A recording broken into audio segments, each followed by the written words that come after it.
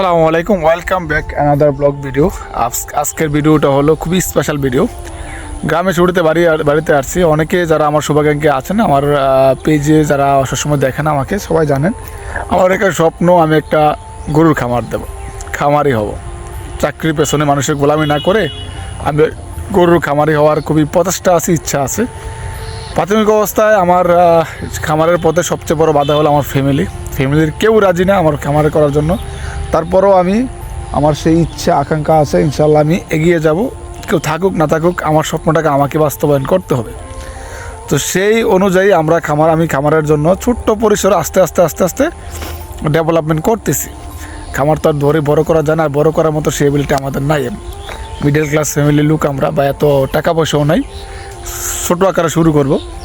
তো সেই প্রেক্ষিতে আমাদের এলাকাটা আমি দেখতে পাচ্ছেন বিস্তর এলাকা খালি, কিন্তু এগুলোর মধ্যে গাছ লাগানোর কোনো অপশন নাই। কেন অপশন না জানেন? এগুলো নিচু এলাকা, পানি থাকে, সবসময় পানি থাকে। এই পানি অঞ্চলের মধ্যে আপনার গাছ লাগানোটা খুবই টাফ, কারণ আপনার যদি গাছ না থাকে খামার করে কী করবেন? খামার তো বেশি দিন টিকবে না। তো গাছের জন্য আমার জমি লাগবে, আমাদের এদিকে জমি নেই, আমার পার্সোনালি আমাদের জমি নেই। সো মানুষের জমি লাগবে। এখন ধরেন লিজে জমি নিলে আসলে পোষাতে পারবো না, কারণ ছোট্ট পরিসরে খামার শুরু করে লিজে জমি নিলে আসলে লাভ করাটা দূরের কথা, লসই বেশি হবে।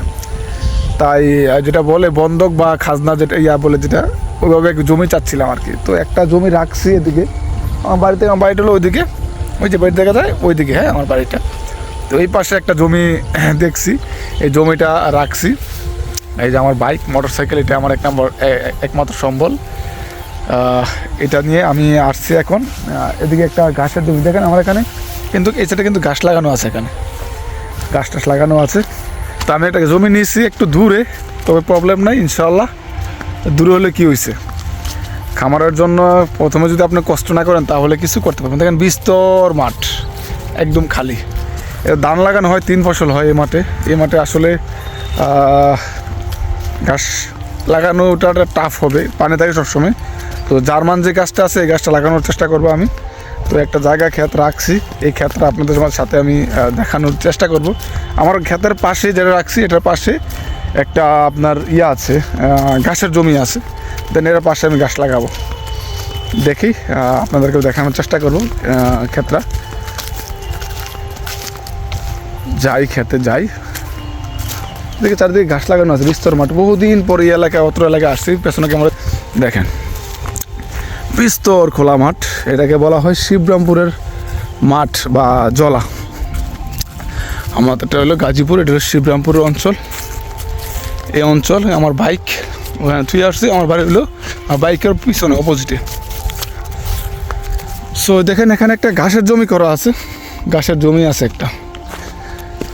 দেখেন এটা হলো লাগানো আছে হলো জার্মান ঘাস। শীতকাল যেহেতু জার্মান ঘাসের ফলন নাই বললে চলে, একদম মরে গেছে, ফলন নাই একদম।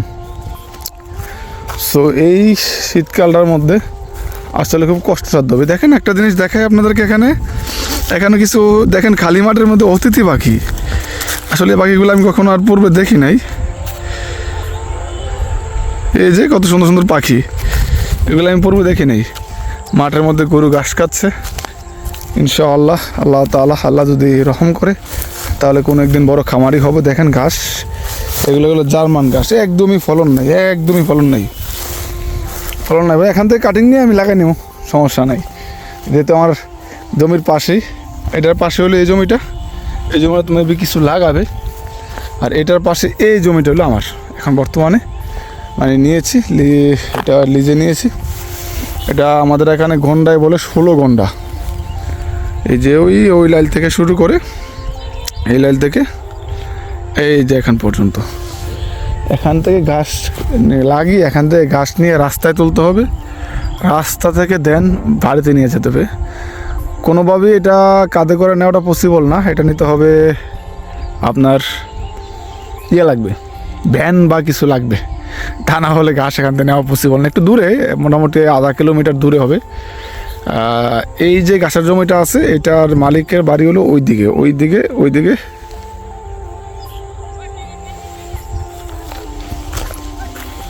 হ্যাঁ খেলবো, আয়। লই গাড়ি লই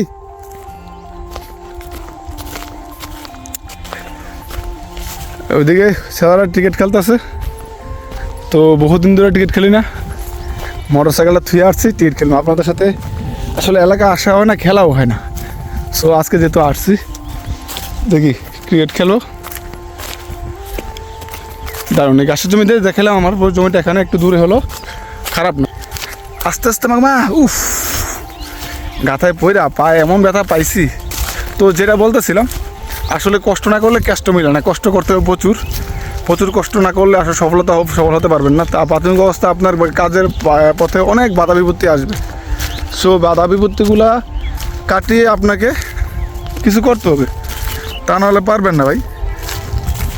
তো আমি আমার এই যে বাধা বিপত্তিগুলো আছে এগুলো কাটিয়ে কিছু করার চেষ্টা করতেছি, সবসময় পাশে থাকবেন আর রেগুলার আপডেট পাবেন ইনশাআল্লাহ।